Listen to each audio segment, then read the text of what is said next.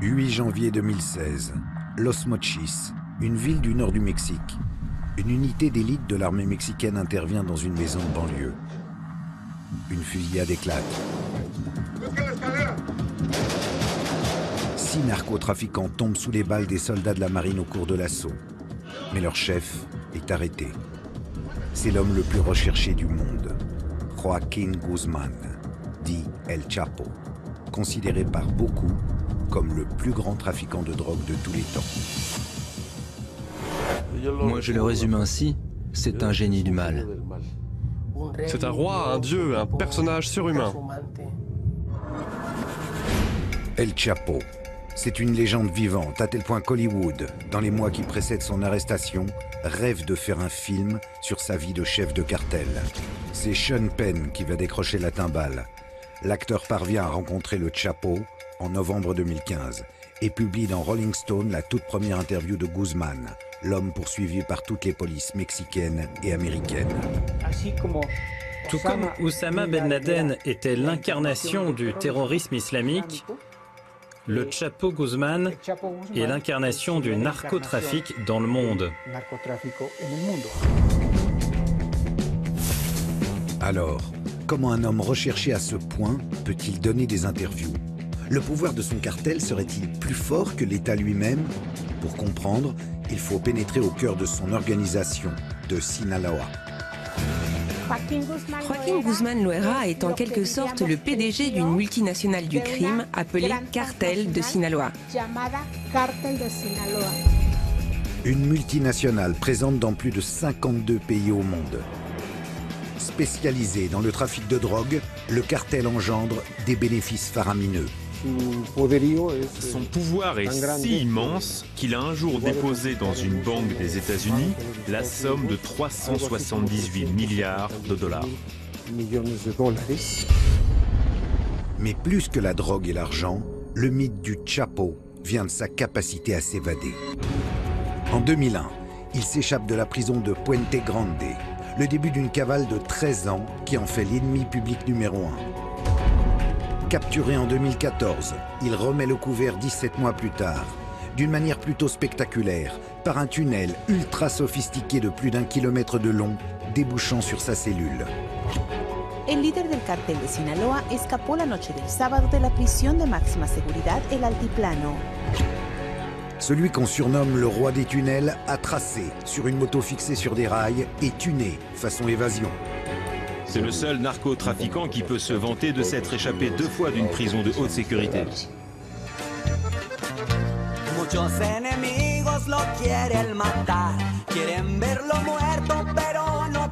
Ennemi public pour les uns, Robin des Bois pour les autres, dans son pays, le Chapo est un mythe. Des centaines de chansons à sa gloire, appelées narco-corridos, pullulent sur le net, contribuant à cette image de bienfaiteur. Joaquín Guzmán, ¿por qué? Porque él es el que ayuda al pueblo, el gobierno se debe de encargar a secuestradores, no a gente que nos ayuda. Del Chapo Guzmán. Mais derrière l'image bon enfant se cache un redoutable prédateur qui tue ou fait tuer par milliers ceux qui se mettent en travers de sa route. Un chef de guerre redouté par tous les cartels. Il se faisait la guerre pour savoir qui était le plus dur. Si le cartel des États se laissait 10 têtes coupées quelque part, Sinaloa en laissait 10 le lendemain. Alors, quel est le secret de la longévité de Joaquín Guzmán? Pourquoi El Chapo, qui a défié la mort depuis plus de 40 ans, est-il encore vivant? Nous allons vous montrer comment celui qu'on surnomme le Courteau, le Petit, a construit le plus grand empire mondial de la drogue. Une histoire écrite en lettres de sang, où la cocaïne et la corruption règnent en maître et où la vie d'un homme ne vaut guère plus qu'une quinzaine de dollars.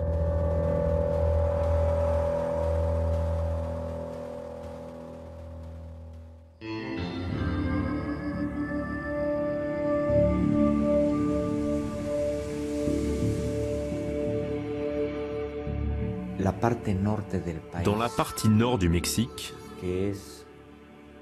plus précisément dans les États de Sinaloa, Durango et Chihuahua, existe une zone de montagne très haute, très profonde, inaccessible. Et c'est dans cette région qu'opère le cartel de Sinaloa.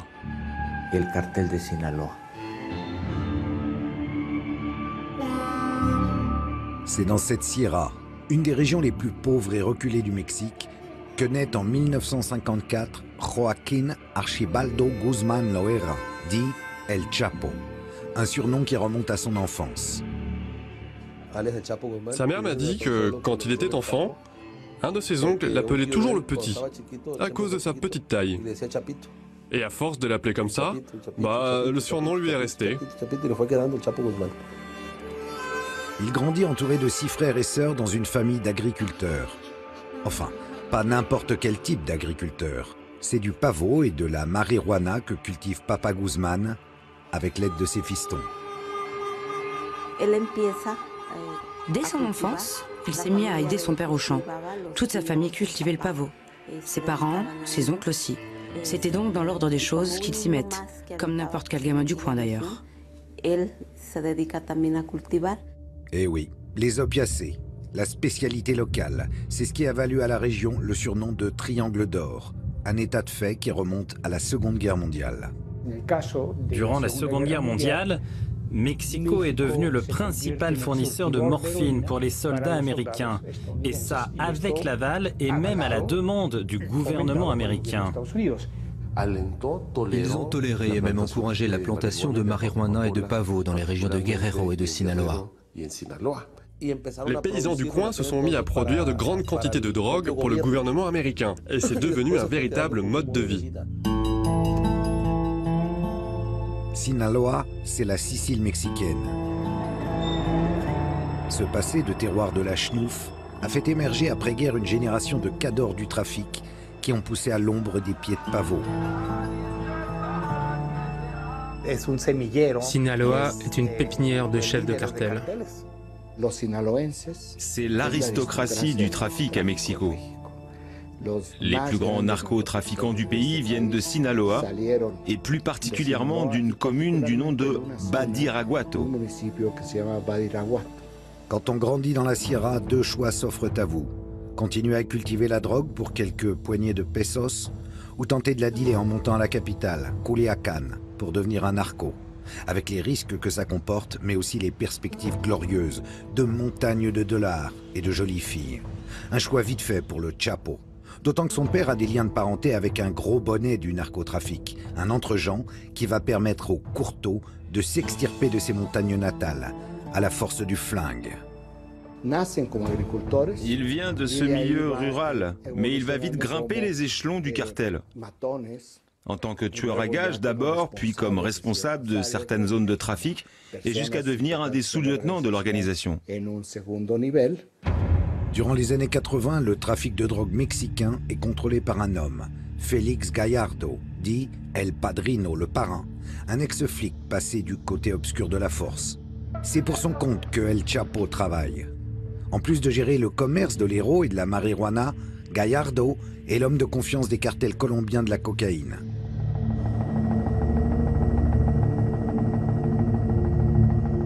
À cette époque, un certain Pablo Escobar déverse des tonnes de poudre blanche sur les États-Unis.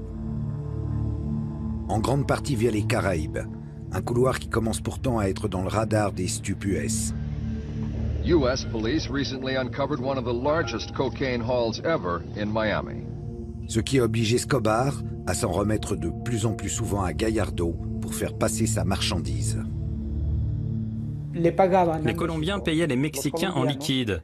Au bout d'un moment, les Mexicains se sont rendus compte qu'ils pouvaient adopter une stratégie plus intelligente et leur ont dit « Ok, non seulement vous allez nous payer avec du cash, mais aussi avec de la drogue. » Être payé en drogue représente un énorme avantage. L'organisation du Padrino peut désormais dealer elle-même de la coke aux États-Unis et ainsi décupler ses bénéfices. Peu à peu, aidés en cela par les persécutions contre Escobar qui s'intensifient à la fin des années 80, les Mexicains passent du rang d'intermédiaire à celui d'organisateur du trafic de cocaïne. Leur pouvoir explose. Gallardo apprécie El Chapo, son talent logistique, son sang-froid. Guzmán prend du galon et gère bientôt les convois entre Colombie et Mexique. En 1987, inquiété dans l'affaire du meurtre de Kiki Camarena, un agent de la DEA qui avait infiltré son cartel, Gallardo décide de diviser son empire entre des lieutenants tous originaires comme lui de Sinaloa. Cette histoire, c'est celle d'un grand baron de la drogue qui assigne à ses principaux lieutenants, à ses hommes de confiance, différentes zones de trafic. Durant cette réunion organisée par Gallardo et à laquelle tous ses lieutenants participaient, les Zambada, les Esparragosa, les Guzmán, les Arellano, ils se sont divisés le pays comme s'ils étaient des dieux. Curieusement, c'est à cause du meurtre d'un homme d'église que Guzmán va devenir célèbre. En 1993, un événement sanglant va en effet faire basculer la vie d'El Chapo. Le 24 mai de cette année-là, le cardinal Ocampo est tué lors d'une fusillade entre cartels rivaux à l'aéroport de Guadalajara. Et Joaquín Guzmán est tenu pour responsable de ce meurtre. Pour la première fois, son visage va apparaître à la télévision. De personnage de second rang du narcotrafic, il devient l'ennemi public numéro 1. L'assassinat du cardinal Ocampo provoque un choc immense dans le pays. Ils avaient assassiné un cardinal, une figure vraiment importante de l'Église. Ça ne s'était jamais vu au Mexique. Depuis des mois, la tension monte entre le cartel de Tijuana et El Chapo. Ce dernier veut mettre la main sur le couloir de trafic des frères Arellano Félix, qui n'entendent évidemment pas de cette oreille. Ce jour de mai 93, c'est Guzmán qui devait mourir à Guadalajara. Les tueurs des frères Félix mitraillent une voiture qu'ils pensent être celle du Chapo. Mais c'est le cardinal qui prend 14 balles dans le corps. Tragique méprise, complot ourdi pour se débarrasser d'Ocampo, les avis divergent encore aujourd'hui. Mais quoi qu'il en soit, El Chapo, bouc émissaire parfait, est tenu pour responsable. Sa tête est mise à prix, la chasse à l'homme commence. Attraper le Chapo est devenu un impératif politique pour le gouvernement, pour que justice soit faite au plus vite pour la mort du cardinal. C'est ce qui explique le désir impérieux du gouvernement de s'emparer de lui. Le 9 juin 1993, après 2 semaines de cavale, le Chapo est capturé au Guatemala, puis incarcéré au Mexique.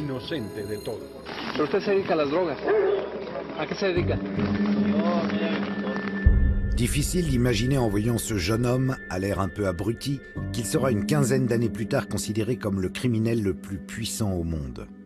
En voulant lui faire porter le chapeau, le gouvernement ne se doute pas qu'il lui a rendu le plus grand service de sa vie. En novembre 1995, Guzmán est transféré à la prison de haute sécurité de Puente Grande. Enfin, haute sécurité à la mexicaine. Le genre d'endroit où les chefs narcos gèrent souvent encore mieux leur business que s'ils étaient dehors. Quand le gouvernement capture ce genre de narcotrafiquants, il les incarcère, mais il ne leur confisque absolument rien, pas le moindre dollar. Ils sont en prison, ok, mais c'est comme s'ils étaient dehors, car on ne s'en prend pas à leur pouvoir financier. Ils peuvent continuer à gérer leurs affaires depuis la prison, et en plus de ça, ils ont tout l'argent nécessaire pour corrompre les autorités locales, pour payer des tueurs à gages, pour acheter des armes, des véhicules blindés, des avions, bref, pour continuer à gagner tout. Il s'agit de différents clans qui se sont regroupés sous la même marque. Le cartel de Sinaloa est constitué de plusieurs groupes, de plusieurs familles, parmi lesquels on retrouve les Casares, les Zambada, les Esparragosa et aussi les Guzmán. Chacune de ces organisations, de ces familles, a sa propre armée, ses propres moyens, ses propres routes, mais cela fait des décennies qu'ils travaillent ensemble. Et c'est pour cela qu'on les appelle le cartel de Sinaloa. Au cours de l'année 99, le cartel parvient même à placer certains de ses hommes à la direction. La prison devient carrément l'hôtel Chapo. Il organisait des fêtes à l'intérieur de la prison. Il faisait venir des groupes de musique. Et puis il distribuait aussi pas mal d'argent à droite à gauche. Il avait la vie vraiment facile, une vie de luxe même.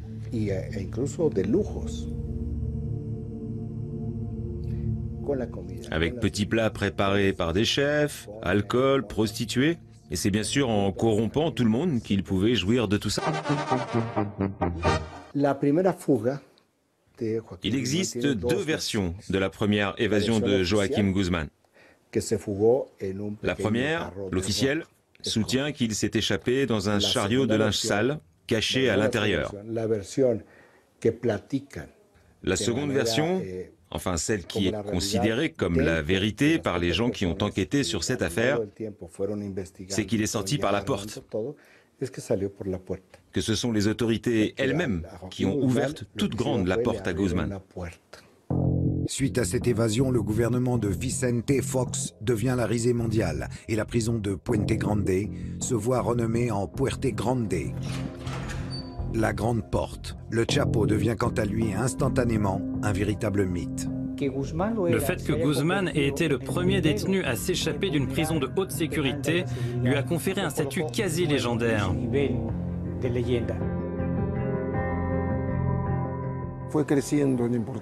Son image médiatique lui a clairement rendu service. C'est en grande partie son statut mythique qui l'a aidé à grimper dans la hiérarchie du narcotrafic. Son escapade confère à Guzmán une aura énorme auprès de ses collègues narcos. C'est auréolé de ce statut nouveau qu'il se remet aux affaires. D'autant que, comme le suggère son évasion facilitée, il semble soutenu au plus haut niveau par le pouvoir politique. Cette évasion lui a offert une très grande visibilité, mais elle a aussi permis de se rendre compte à quel point les cartels de la drogue avaient infiltré tous les organes de l'État jusqu'aux partis politiques eux-mêmes. La production et le trafic de drogue ne peuvent pas s'effectuer sans l'autorisation, ou tout au moins la permissivité, du gouvernement. C'est impossible autrement. Depuis des décennies déjà, pouvoir politique et narco marchent main dans la main au Mexique. Une tradition portée à son summum par le cartel de Sinaloa. Le cartel de Sinaloa possède une dimension politique très importante. Il pactise contrairement aux autres organisations criminelles. Il passe des accords, il dialogue, il négocie avec les autorités. Il y a de nombreuses preuves de cela. C'est ainsi qu'ils agissent depuis près d'un siècle. Les trafiquants de Sinaloa sont comme ça. Il s'agit de pactes tacites. Du genre, tu finances ma campagne électorale et en échange, je te laisse tranquille. Je protège ton organisation. En prison, le Chapo aurait donc pactisé avec le gouvernement. Une supposition que la suite de son histoire rendait plus crédible. Début 2000, faire des millions ne lui suffit plus. Il veut être El Padrino, un parrain omnipotent qui contrôle tout, à l'image de Gallardo, son mentor. Dans les années qui suivent sa sortie de prison, il engage une guerre terrible pour s'approprier les couloirs de trafic des cartels de Tijuana et de Juárez.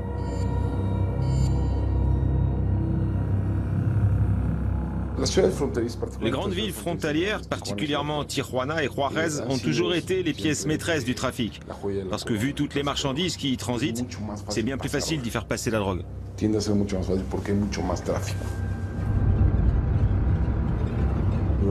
Durant 3 ans, ils ont incendié Tijuana. Le nombre de meurtres, de kidnappings, d'extorsions a explosé. Côté Tijuana, les résultats ne se font pas attendre. Les assassinats se succèdent, mais aussi des arrestations. Plus de 2000 en l'espace de quelques mois. Des arsenaux d'armes et des montagnes de drogue sont saisis, et le tout est fièrement exhibé pour montrer que le gouvernement fait son travail, alors que pendant ce temps, l'organisation du Chapo est à peine inquiétée. Un sacré coup de pouce. Tijuana et Juárez étaient les cartels dominants durant les années 90. Mais le pouvoir des Arellano Félix a commencé à diminuer à partir de 2003. À cause de la capture de Benjamín Arellano Félix et la mort de son frère Ramón. Dès 2002, Sinaloa contrôle une grande partie de la place de Tijuana. Grâce au soutien du gouvernement fédéral, le cartel de Sinaloa a réussi à s'approprier la région. Et c'est eux qui la contrôlent encore aujourd'hui. Côté Juárez, les choses vont prendre plus de temps. Dans les années 90, Amado Carrillo Fuentes en fait un cartel surpuissant. On le surnomme alors le Seigneur des cieux, rapport à la flotte de Boeing 727 dont il se sert pour transporter la coke. Il disparaît en 97. Son frère Vicente, qui prend sa place, n'est pas tout à fait à la hauteur. Guzmán le fait abattre en 2004. le début d'une guerre infernale qui va faire de Juárez la ville la plus dangereuse au monde. Dans les années 2000, la guerre des cartels a engendré au Mexique des milliers de morts. Parmi eux, des membres évidemment du cartel de Sinaloa, qui se retrouvent aujourd'hui ici, au cimetière de Culiacán. Les plus célèbres, les plus riches d'entre eux sont enterrés dans ce genre de mausolée, de véritables petites résidences secondaires avec, dit-on, jacuzzi, air conditionné et même télé extra plate. Le point culminant de cette violence a été atteint lorsque los Zetas ont voulu mettre la main sur les trafics d'El Chapo et sont venus jusqu'ici, en Sinaloa, défier l'organisation. Mais venir chatouiller El Chapo n'était pas vraiment une bonne idée.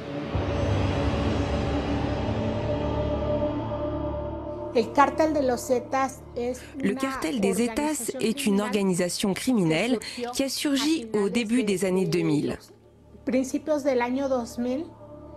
À l'origine, il s'agissait de militaires ayant déserté un groupe d'élite de l'armée mexicaine. Ils avaient été recrutés par le cartel du Golfe pour en être le bras armé. Et en 2002, suite à la capture du chef du cartel du Golfe, les Zetas sont devenus un cartel à part entière, opérant de manière indépendante. Avec los Zetas, le niveau de violence atteint un degré encore jamais vu. Leur technique de guerre, inspirée de celle des Caibiles, une unité d'élite guatémaltèque célèbre pour ses massacres de populations civiles, ont pour but d'inspirer une terreur absolue. Une stratégie de la peur qui leur permet de conquérir en quelques années un vaste territoire.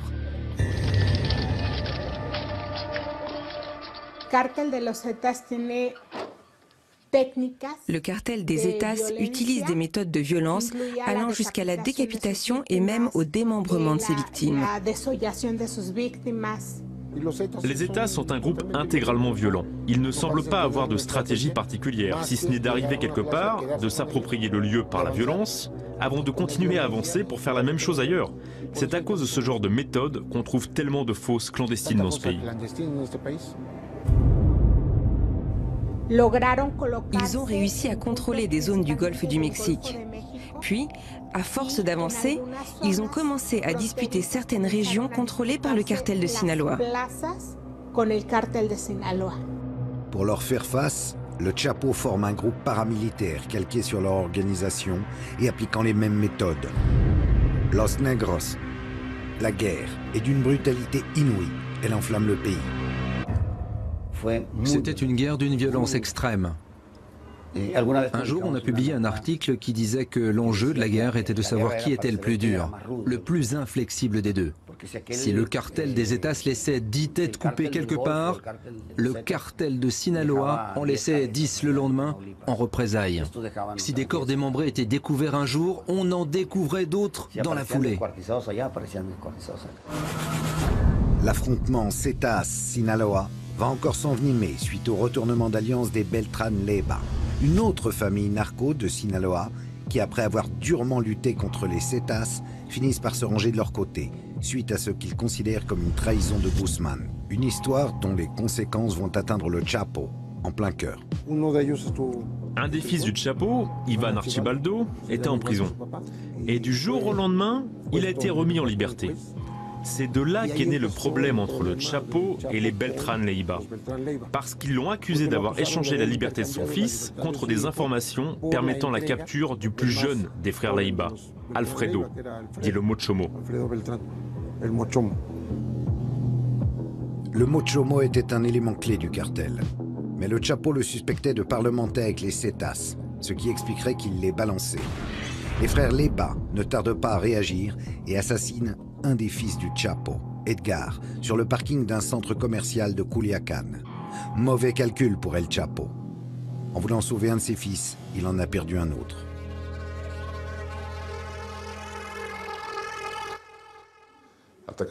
S'en prendre à la famille a des conséquences très sérieuses, c'est clair.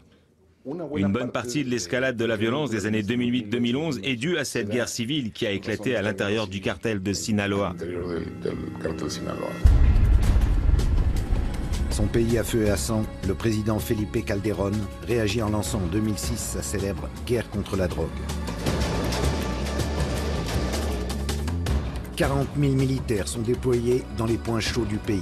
Sous les grands discours, il semble que cette guerre soit davantage menée contre les ennemis de Sinaloa, Juárez et Zetas en tête, que l'armée fait tomber comme des mouches, que contre le trafic lui-même. Durant cette prétendue guerre contre la drogue, il semble que les forces gouvernementales étaient principalement concentrées sur le fait de s'attaquer aux autres cartels.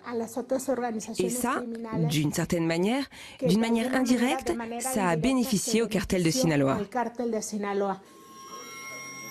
Une accusation vertement rejetée par le président Calderón tout au long de son mandat. En esa falsa acusación dolosa y no sé con qué intenciones además que se hace al gobierno, cae por su propio peso. Hemos golpeado por igual tanto a los cárteles vinculados al Golfo de México como al Pacífico mexicano. Se perseguía menos. Ils s'en sont moins pris au Chapo Guzmán parce que la volonté du gouvernement était qu'il ne subsiste qu'un seul groupe hégémonique avec lequel il serait possible de négocier. Et non pas des dizaines de groupes atomisés avec lesquels il aurait été très difficile d'établir une relation. L'unique cartel qui a survécu à cette guerre contre la drogue, c'est Sinaloa. Tout simplement parce qu'il s'agissait de purs trafiquants, enfin, purs entre guillemets, c'est-à-dire une organisation qui ne se dédiait qu'au seul narcotrafic et qui ne maltraitait pas les gens, qui ne les rackettait pas, ne les séquestrait pas, ne les tuait pas pour les tuer, qui ne tuait pas de femmes, surtout ni d'enfants. Le cartel de Sinaloa avait ce genre de profil. De manière ironique, le cartel de Sinaloa a atteint son point culminant durant cette prétendue guerre contre la drogue. Et c'est sous les 2 derniers gouvernements, durant la décennie écoulée, que le cartel est passé du statut d'organisation criminelle locale à une structure à l'envergure internationale.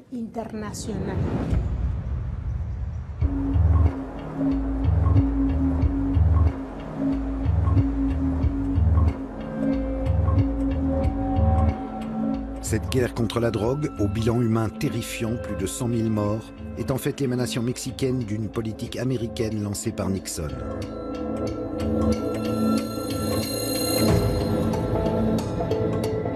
Les Américains financent cette lutte contre la drogue, fournissent des armes et encadrent les soldats mexicains. De nombreux analystes disent même qu'ils la dirigent en sous-main.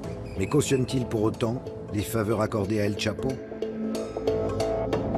La guerre entre les cartels, les milliers de morts qu'elle a engendrés a obligé les Américains à établir des priorités. Ils se sont dit, qu'est-ce qu'on va bien pouvoir faire avec le Mexique, ce pays si proche de nous? Et entre tous les cartels, ils ont choisi celui de Sinaloa comme étant un cartel avec qui il était possible de cohabiter. L'immense business que représente le narcotrafic a selon moi été depuis toujours administré par les Américains.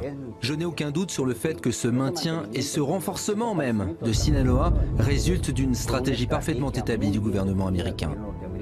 Les États-Unis continuent à être le grand marché de la drogue, ils en ont besoin. Vous imaginez, vous, une semaine sans drogue à Chicago ou à New York? Qu'est-ce qui se passerait? Eh oui, c'est ainsi. L'insatiable narine gringo doit bien continuer à être alimentée. Alors autant que ce soit par les plus raisonnables, enfin disons, par les moins psychopathes des narcocartels. Une réelle politique pas vraiment étrangère aux habitudes américaines en la matière. C'est ce que je dis tout le temps. La dernière lettre du sigle DEA signifie administration. Ils administrent la drogue. Ils administrent les cartels, leur façon d'opérer, la quantité de drogue qui passe et surtout les prix, bien sûr. Ils l'ont toujours fait. Il est même arrivé que la DEA trafique main dans la main avec les narcos. La DEA a parfois utilisé ses propres avions pour acheminer de la drogue et il a même été prouvé qu'elle est allée jusqu'à déposer de l'argent en banque avec les trafiquants.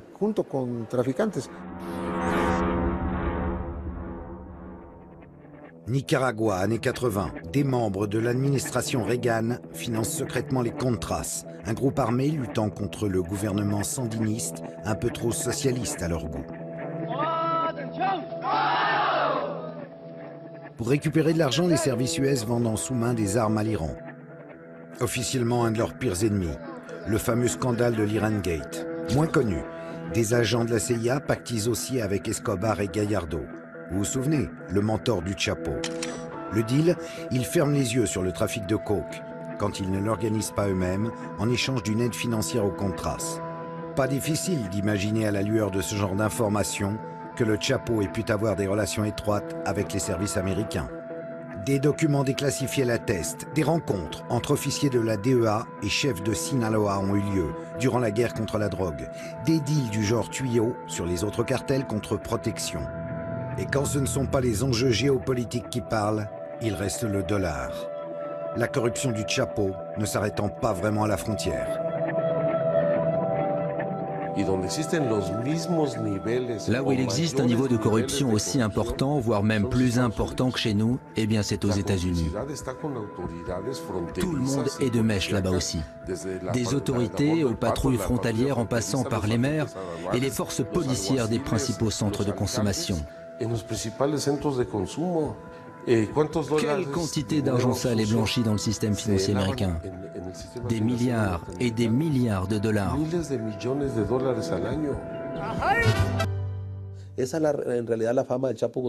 La célébrité du Chapo a encore été accrue quand Forbes l'a classé 701e de sa liste des hommes les plus riches au monde. Ça nous a tous rendus fiers ici. Et lui en tout premier, je crois. Quand ils l'ont attrapé, il avait d'ailleurs un pistolet sur lequel était gravé le numéro 701, comme dans la revue.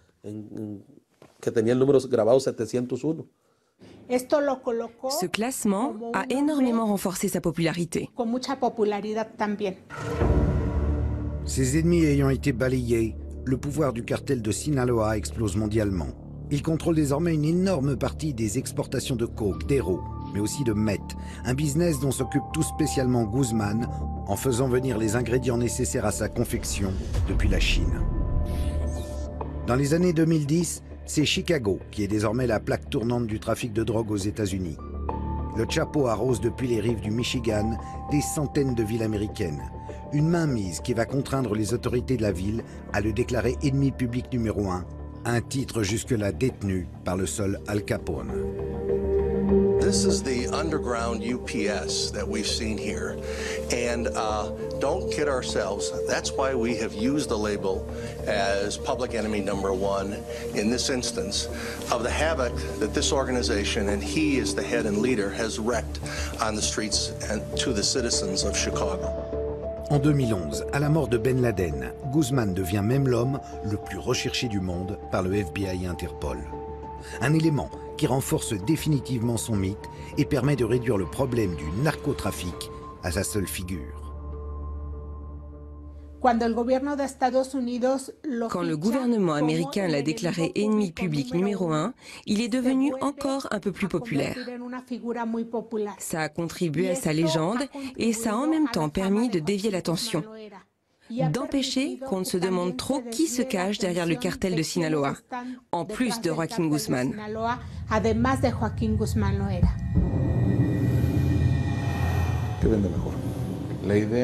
Qui est-ce qui est le plus vendeur? L'idée d'un ennemi public numéro 1 ou celle qu'il y a 1 à 2 millions de citoyens américains qui sont d'une manière ou d'une autre impliqués dans le trafic? Construire une histoire de James Bond est bien plus vendeur et pratique que tenter de faire comprendre la complexité du business. Les États-Unis ont présenté de manière simplificatrice le Chapo comme si c'était le mal absolu. Toute proportion gardée, tout comme Oussama Ben Laden était présenté comme l'incarnation du terrorisme islamique, le Chapo Guzmán l'a été comme celle du narcotrafic dans le monde. Deux façons de voir qui, on le sait bien, sont parfaitement manichéennes.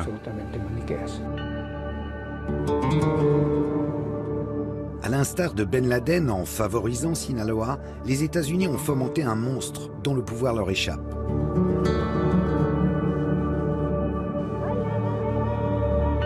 Un pouvoir qui réside en partie dans l'immense soutien populaire dont jouit le Chapo, notamment dans la région de Sinaloa.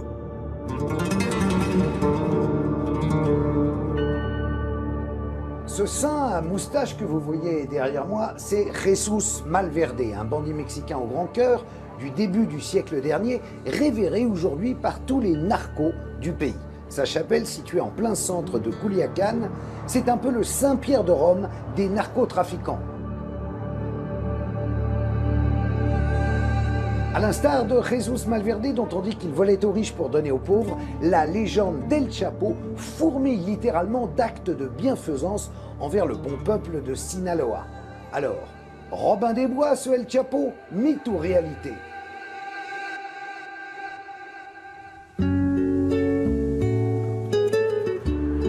Là où certains cartels font régner la terreur, rackettant, violant et kidnappant, le Chapo se pose en protecteur dans cet état qu'il a vu grandir. Joaquín Guzmán a fait de nombreuses choses en faveur du peuple, dans la Sierra, mais aussi dans d'autres parties de Sinaloa. Le Chapo et les autres chefs de Sinaloa aidaient les gens ici, organisaient des fêtes, soutenaient financièrement certains jeunes, donnaient des ranchs ou des entreprises à leurs femmes. Si, on peut le dire. Ce genre de personnages peuvent être des bienfaiteurs, des sortes de Robin des Bois. Ils ont construit des maisons pour les gens, leur ont donné du travail. Des flottes de taxis entières à Sinaloa doivent leur travail au Chapo. Ça explique qu'il y ait tout ce terreau social qui a alimenté le mythe du Chapo. Des attentions pas forcément désintéressées, puisque le peuple de Sinaloa reste son meilleur réseau de renseignement.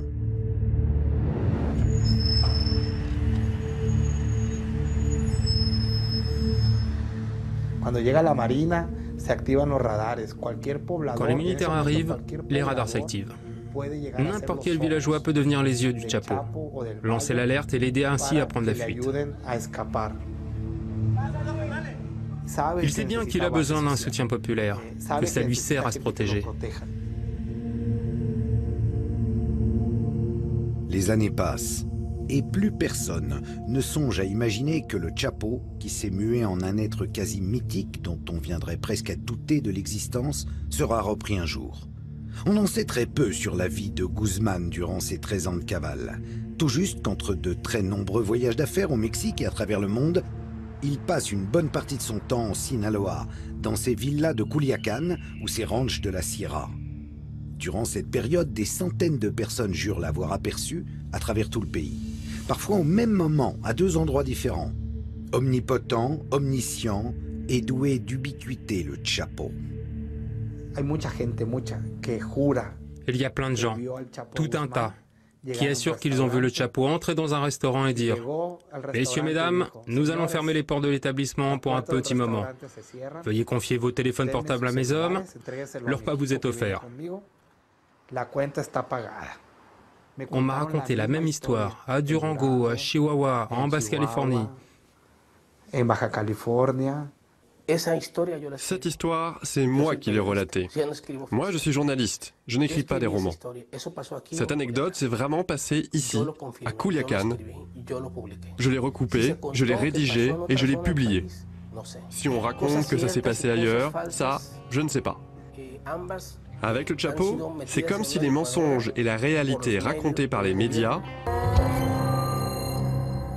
C'est par un tunnel secret, relié à ces canalisations, qu'El Chapo s'est enfui de sa résidence principale de Culiacán en février 2014 lors d'un raid contre lui de la marine. Après inspection, les marines ont découvert que cette maison lui appartenant à Culiacán était reliée justement par tout un réseau de tunnels secrets. Pas pour rien que le Chapo a pour surnom El Señor de los Tuneles.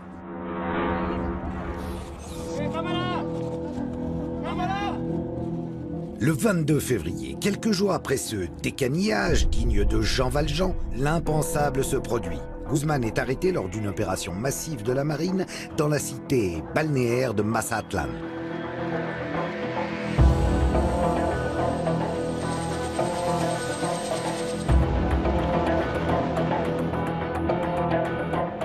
Son identité est immédiatement confirmée par analyse digitale, puis il est emmené en avion vers Mexico City pour une identification formelle. Une capture mondialement suivie qui donne lieu à diverses interprétations. Pour certains, ce serait son attachement à ses filles qui aurait perdu Guzmán.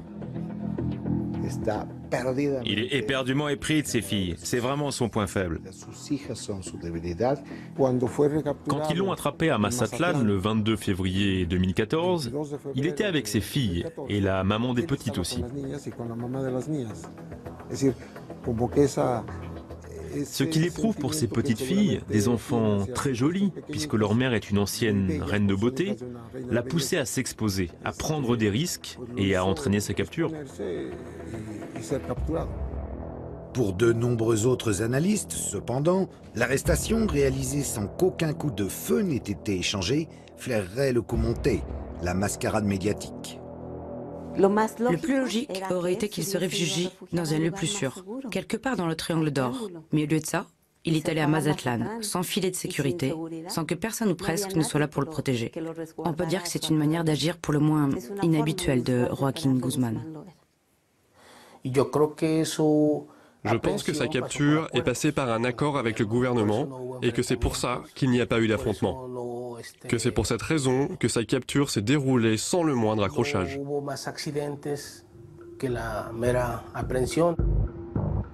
L'arrestation du Chapo serait-elle à nouveau le résultat d'un pacte? Confronté à des critiques trop vives de collusion avec le narcotrafic, et particulièrement avec Sinaloa, le gouvernement aurait-il eu besoin de donner un gage? Et dans ce cas, qu'est-ce que Guzmán aurait à y gagner? L'immunité renouvelée pour son organisation et ses proches? Quoi qu'il en soit, dans la prison de haute sécurité de l'Altiplano où il a été transféré, pour le Chapo, le business continue. Même s'il était en prison, c'était toujours le chef. Il continuait à donner des ordres. Ça n'a rien changé, ni pour lui, ni pour l'organisation. Pour moi, c'est juste une pièce de plus dans ce grand show médiatique. Après l'avoir attrapé, ils ne lui ont de nouveau pas confisqué le moindre dollar. Ils n'ont pas saisi ses entreprises, ni inquiété les politiques qui le soutenaient. Son pouvoir patrimonial a même continué à croître. Ils ont entre les mains le plus grand des capos, mais ils ne s'attaquent pas à son réseau financier. Il n'y a eu aucune enquête visant à démanteler la structure patrimoniale du cartel. Dans ces conditions, l'évasion du Chapo, ou sa libération, appelez-la comme vous voulez, n'était qu'une question de mois.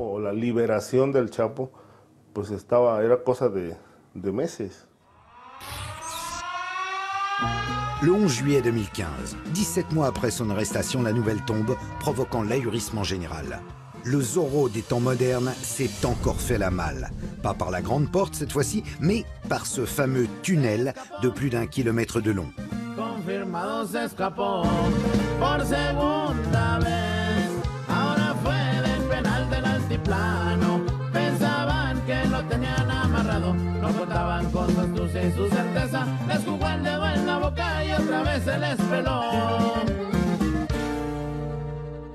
Partant de la douche de la cellule de Guzmán et s'enfonçant à 10 mètres sous terre, le tunnel qui lui permet de s'échapper était entièrement ventilé et éclairé.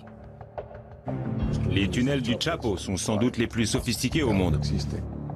Mieux, tout au long de ces 1500 mètres, des rails ont été fixés pour guider la moto jusqu'à une maison construite spécialement pour l'occasion et sur laquelle le tunnel débouche.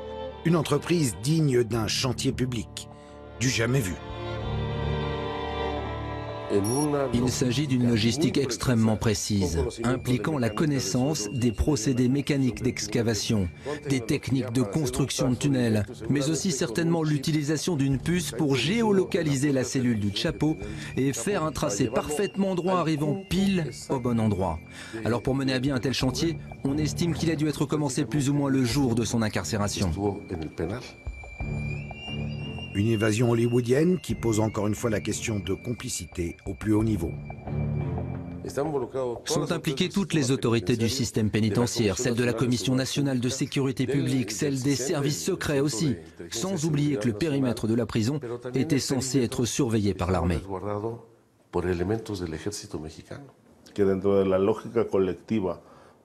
Qui pourrait croire qu'il est possible de construire un tunnel d'1,5 kilomètre de long sans qu'aucune autorité ne s'en rende compte?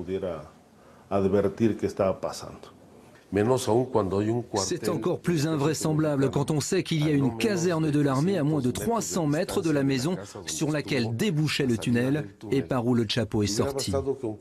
Il aurait simplement fallu qu'il construise une cellule au premier étage de la prison pour se prémunir de l'évasion par un tunnel.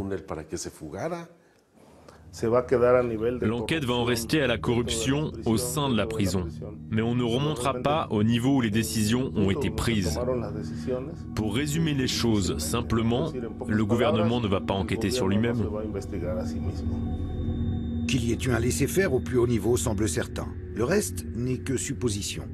Le gouvernement n'a-t-il pas respecté le pacte, si pacte il y a eu, poussant le Chapo à s'évader? L'évasion faisait-elle elle-même partie du pacte? Et aussi, est-il possible que Guzmán ait corrompu une bonne partie de l'appareil d'État sans que le président lui-même soit mis dans la confidence? Seul Chapo le sait. Il redevient en tout cas l'homme le plus recherché de la planète. Le début d'une gigantesque chasse à l'homme. La traque pour mettre la main sur Joaquín Guzmán, dit El Chapo, mobilise tout ce que le Mexique compte d'uniforme, avec en première ligne, évidemment, l'élite de l'élite, la marine, et puis les militaires au total. Plus de 10 000 hommes sont là, dans le triangle d'or de la drogue. Et pour les civils, une récompense exceptionnelle de 3 800 000 $ offerte à qui aidera à la capture d'El Chapo. La seconde cavale de Guzmán n'aura duré que 6 mois. Le 8 janvier 2016, il est arrêté suite à un raid dans une maison de Los Mochis. Une intervention filmée en caméra subjective par les soldats de la marine et lors de laquelle 6 de ses porte-flingues sont exécutés.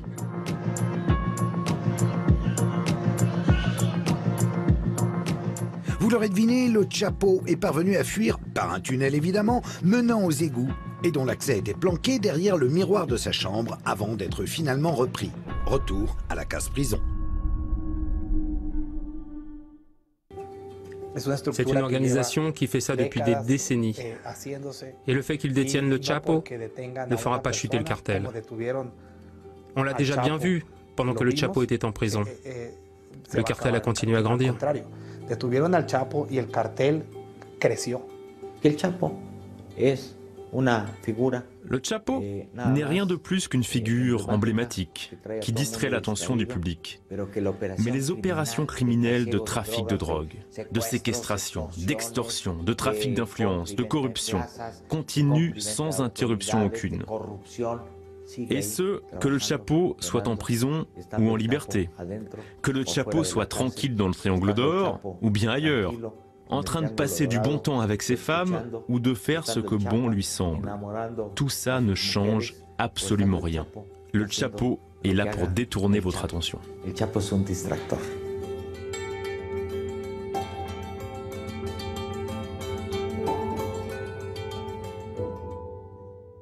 Narcotrafiquant le plus connu au monde, El Chapo a désormais un statut mythique.